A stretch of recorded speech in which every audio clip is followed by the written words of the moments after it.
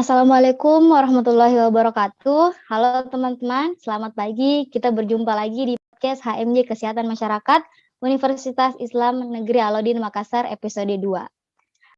Dalam 20 menit ke depan, saya Nadia Makram akan menemani pagi kalian melalui ruang podcast HMJ yang dapat kalian saksikan melalui YouTube HMJ Kesehatan Masyarakat 2019. Jadi, episode kali ini kita mempunyai judul yang sangat sesuai dengan kondisi yang dialami khususnya negara kita Indonesia, yaitu COVID-19. Dan tentunya narasumber kita kali ini juga tidak kalah hebatnya yang diundang untuk menginspirasi kita semua menjawab segala pertanyaan yang ada di benak kita selama ini, apa sih itu COVID varian baru?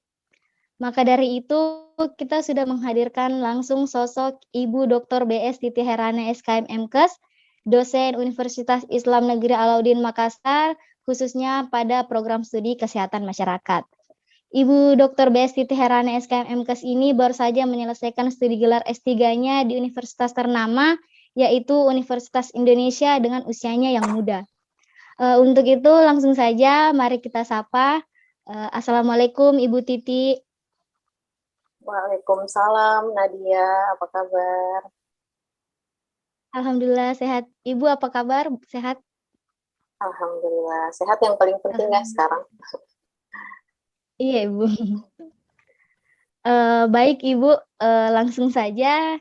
Jadi hari ini kita akan membahas mengenai apa sih itu COVID varian baru yang masuk ke Indonesia dan saat ini menimbulkan banyak sekali kekhawatiran di masyarakat.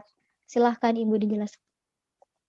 Oke, Nadia dan para pendengar lainnya, sebelum kita membahas lebih detail tentang COVID varian baru, terutama yang telah sampai ke Indonesia ya, mungkin saya akan mengulas laporan terkini dari perkembangan kasus di dunia dan Indonesia per 13 Agustus ya. Per 13 Agustus itu dunia telah mencapai 206 jutaan atau sekitar 26.525 per 1 juta populasi. Dengan angka kematian itu sekitar 558 per 1 juta populasi. Dengan kasus aktif saat ini itu hampir 17 juta. Itu kondisi di dunia. Untuk data di Indonesia, berdasarkan data dari Kementerian Kesehatan itu merilis bahwa hingga hari ini, hingga kemarin ya, 13 Agustus itu, karena sekarang 14 Agustus biasanya belum merilis, sudah mencapai 3,8 juta dengan 1.115.000 yang meninggal. Dan kasus aktif saat ini adalah 400 ribuan. Artinya apa? Kasus aktif 400 ribuan ini yang memiliki potensi untuk menular. Belum lagi yang belum teridentifikasi atau belum terdiagnosis. Untuk vaksinasi sendiri ini telah mencapai 53 juta untuk dosis pertama, dengan sasaran nasional itu sekitar 208 juta. Oke, sekarang kita akan terkait dengan COVID varian baru. COVID varian baru adalah coronavirus yang mengalami mutasi. Sebagaimana yang telah kita ketahui bersama, mutasi adalah perubahan struktur genetik yang dapat diwariskan. Varian corona yang baru muncul ini, itu merupakan virus yang bermutasi saat menggandakan diri di sel manusia. Jadi sel manusia sebagai inang untuk virus tersebut mengalami mutasi. Sebagaimana juga kita ketahui, mutasi itu adalah proses yang alamiah. Proses ini umum terjadi. Proses mutasi ini terjadi ketika virus mengalami tipe, bukan hanya tulisan yang kadang kalau kita mengetik tipe ya, virus juga kadang mengalami tipe.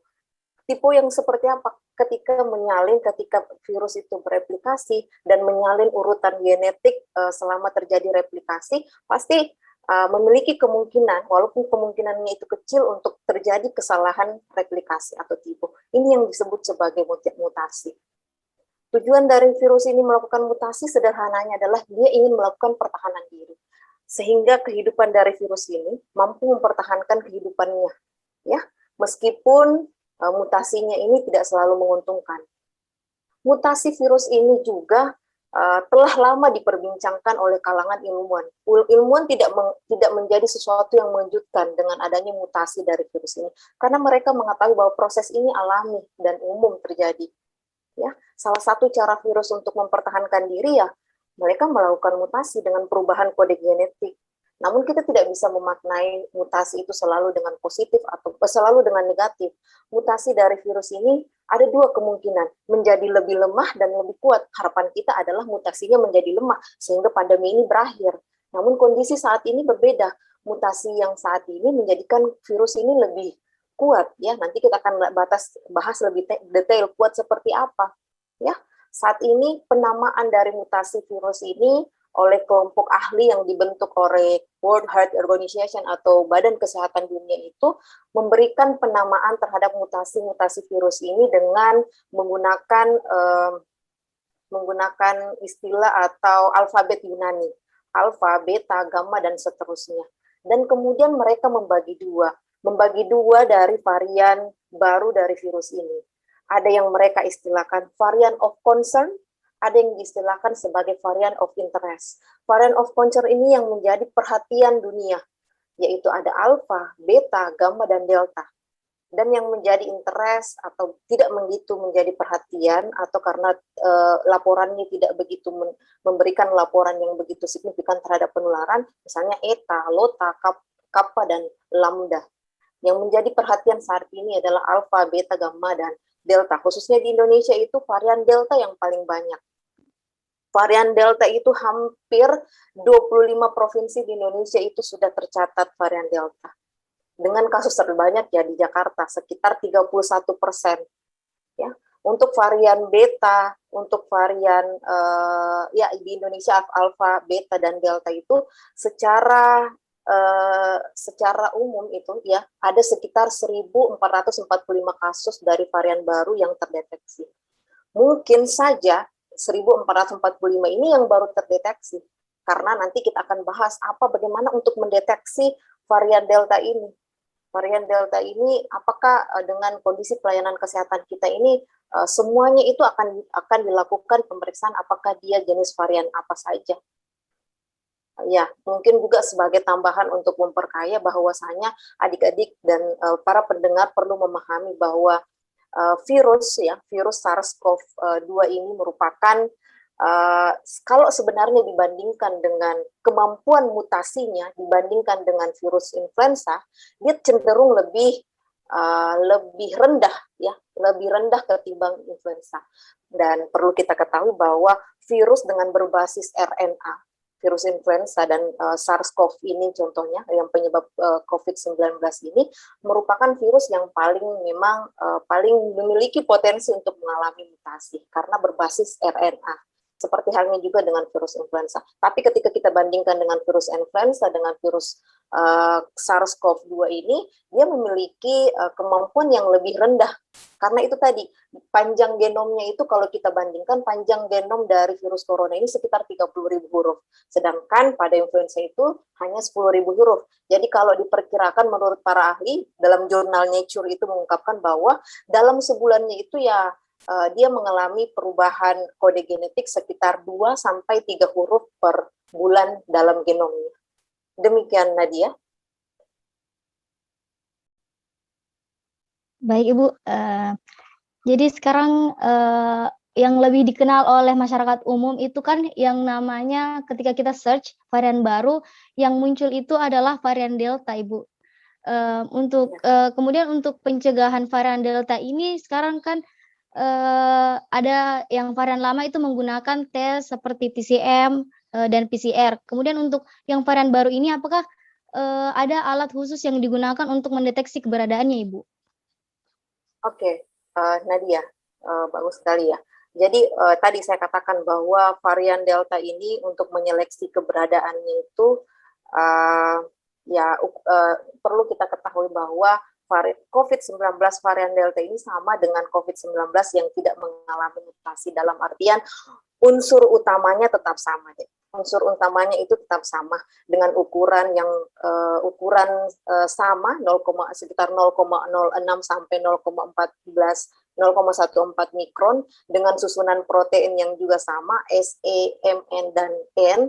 Itu varian Delta ini bisa dideteksi dengan uji genomic sequencing namanya. Di Indonesia tersendiri, saya baru search data itu baru sekitar 17 laboratorium di Indonesia yang dapat melakukan pemeriksaan ini. Karena apa? Pemeriksaan ini membutuhkan waktu 1 minggu hingga 2 minggu untuk memastikan bahwa secara teknis pengujiannya itu sudah sangat tepat, ya, sehingga untuk melakukan menyeleksi keberadaan dari varian ini di masyarakat itu masih sangat terbatas, sehingga upaya-upaya pencegahan yang kita lakukan ya sama dengan pencegahan COVID-19 secara umum. Demikian Nadia.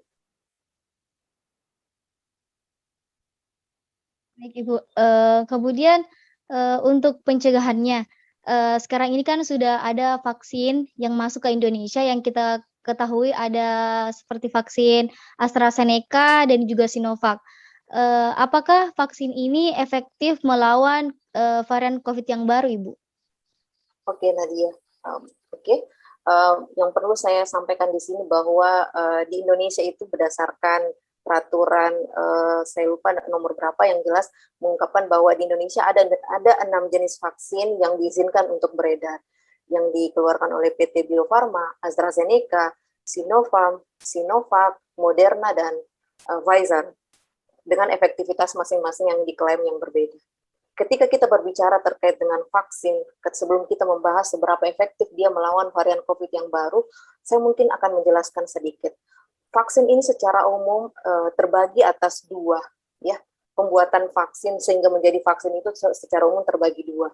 Ada istilah virus hidup yang dimatikan, ada inactivated vaccine atau vaksin dari virus yang dimatikan. Jenis pertama ini, yang tadi saya katakan virus hidup yang dimatikan ini, itu hanya diberikan sekali, karena dia dalam prosesnya di tubuh, masuk ke dalam tubuh itu melakukan sama dengan masuknya tubuh akan meniru proses infeksi yang secara alami. Jadi bakteri atau virus itu dalam vaksin berkembang biak, yang tadi yang saya maksud dengan virus yang dilemahkan. Namun ini istilahnya adalah tipe replicating. Tipe replicating ini untuk pengembangan COVID ini belum. Untuk pengembang yang ada saat ini adalah dari virus yang dimatikan atau inactivated vaccine. Sehingga tadi saya katakan sehingga dia membutuhkan pemberian beberapa kali, ya, ada suntikan pertama, ada booster, ya, ada suntikan kedua. Karena tujuannya apa? Sebelum mungkin saya bahas, karena tujuannya adalah untuk pada pemberian pertama itu, pemberian vaksin pada pertama itu dia memacu antibodi dan sel memori. Dia membantu antibodi dan sel memori sehingga pada pemberian kedua, setelah penurunan antara jarak pemberian pertama dan kedua itu biasanya kadar antibodi secara alami itu menurun, maka diberikan booster pada suntikan kedua. Pada umumnya sel memori tetap bertahan. Sel memori dalam vaksin itu tetap mampu mengenali ketika ada serangan virus. Itu yang terjadi. Pada suntikan kedua atau suntikan booster atau suntikan penguat itu biasanya akan memicu kembali, akan memicu antibodi, akan memicu munculnya sel memori. Sehingga itulah kenapa ada booster dari vaksin, ya. Dan perlu kita ketahui bersama ketika kita terkait dengan vaksin di Indonesia tadi saya jelaskan itu ada 6 yang memiliki izin untuk beredar itu berbeda-beda, Nadia dan rekan-rekan pendengar lainnya, ya. Jadi contohnya saja yang saat ini yang mungkin yang banyak adalah Sinovac atau nama lainnya juga Sinopharm.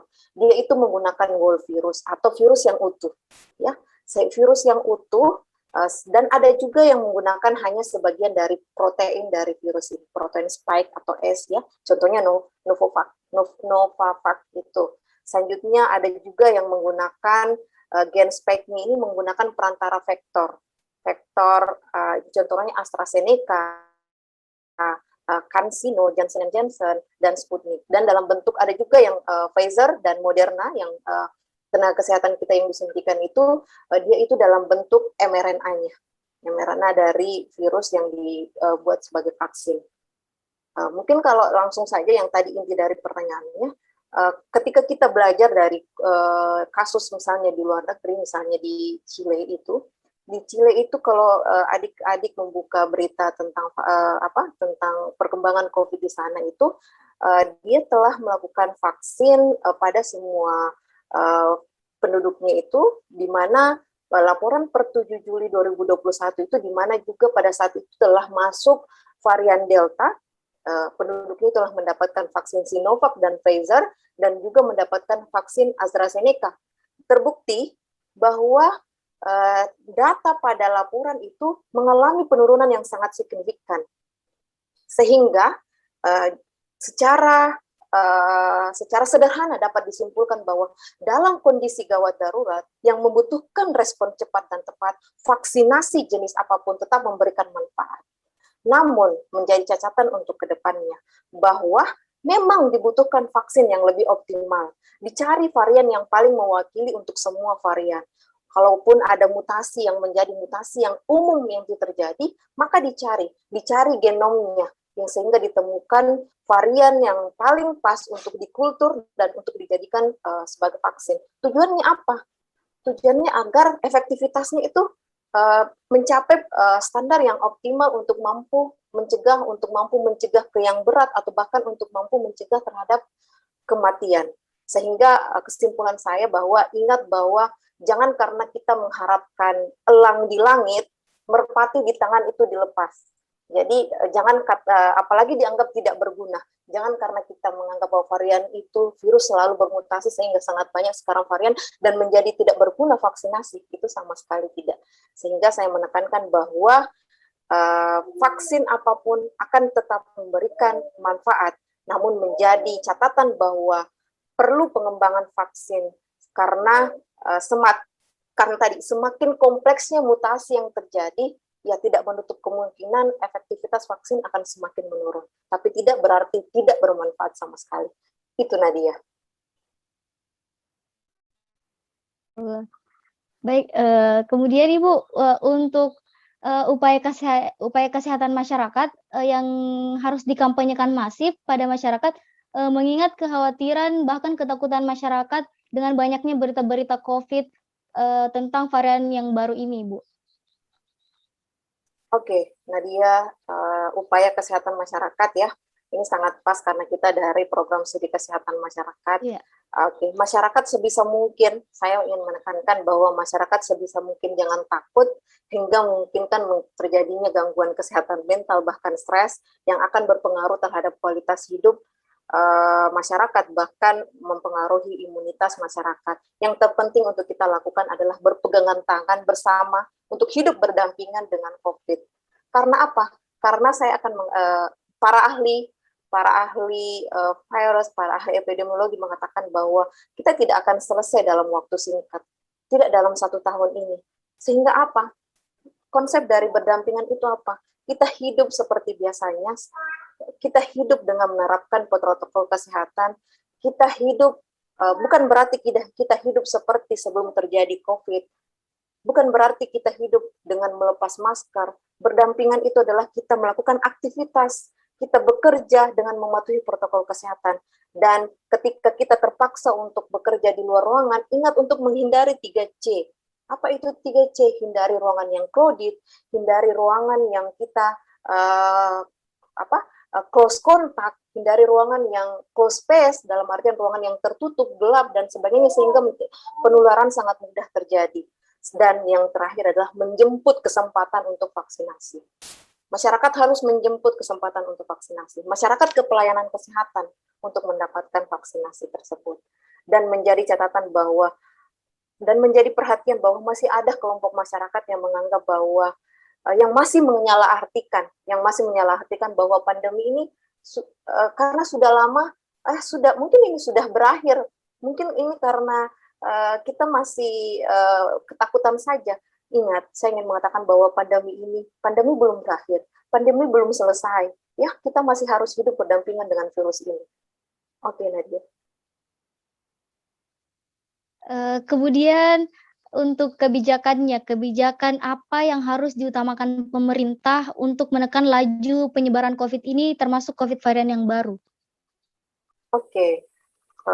Kebijakan, terkait dengan kebijakan apa yang paling tepat, kalau kita berbicara tentang level pencegahan, tentu kita akan berbicara tentang pencegahan lebih baik dibanding dengan pengobatan. Ketika kita berbicara tentang level pencegahan, level yang paling bagus adalah level 1, selanjutnya level 2, dan level ketiga. Apa level 1? Health promotion, level 2, specific protection, dan level ketiga early diagnosis dan prompt treatment. Apa dengan dilakukan dengan apa? 3T yang selalu dimarakkan. Testing, tracing, dan treatment. Testing seperti apa? Hingga ukurannya, itu ukuran-ukuran epidemiologi itu dikatakan terkendali. Yang mana yang dikatakan terkendali? Yang pertama adalah positivity rate-nya itu di bawah 5%, angka kematian semakin mendekati 0%, kecepatan penularan atau reproduktif efektif itu jauh di bawah angka 1. Itu adalah ukuran yang terkendali. Testing, standar testing yang seperti apa? Karena saya buka tadi kasus positivity rate di Indonesia saat ini masih di atas 20%, masih di atas 20% ya, sehingga ketika kita ingin berpedoman pada standar WHO, testing kita itu harus berapa kira-kira? Testing kita itu harus 15 kali dari standar minimal. Standar WHO berapa? 1 tes per 1.000 penduduk per minggu. Jadi ketika PR kita masih, atau positivity rate kita masih di atas 20%, jadi jumlah testing kita harus 15 kali di atas standar minimal. Terus tracing. Tracing kita harus 15, setiap penemuan satu kasus, minimal sekali kita tracing 15 kontak erat atau kontak dekatnya. Nah, treatment yang seperti apa? Treatment yang memisahkan antara yang sakit dan yang sehat. Bagaimana yang sakit agar dikarantina, bagaimana yang sehat ada di isolasi, hingga penularan tidak terjadi. Itu yang paling efektif untuk dilakukan saat ini. Terkait dengan testing juga, jika kita ingin belajar dengan ledakan kasus di India, adik-adik dan para pendengar sekalian, kita tahu bahwa di India itu pada tanggal 6 Mei 2021 itu kasusnya 40 kali lipat dari kasus terendah sebelumnya. Dan mereka melakukan testing sampai berapa kali? Dia melakukan testing mencapai 9 kali dari standarnya. Angka positivitasnya saat itu adalah 22,7%. Dan terbukti hingga saat ini laporannya itu bahwa positivity rate di Indonesia itu dipertahankan di bawah 5%. Dan mereka tetap mempertahankan testingnya itu 8-9 kali dari standar minimal. Jadi kita juga harus belajar, kita juga harus melakukan hal yang demikian. Ya, kita harus menggalakkan testing, tracing, dan treatment yang efektif untuk menekan sehingga ukuran-ukuran epidemiologi dari penyebaran ini dapat terkendali. Itu Nadia. Nadia?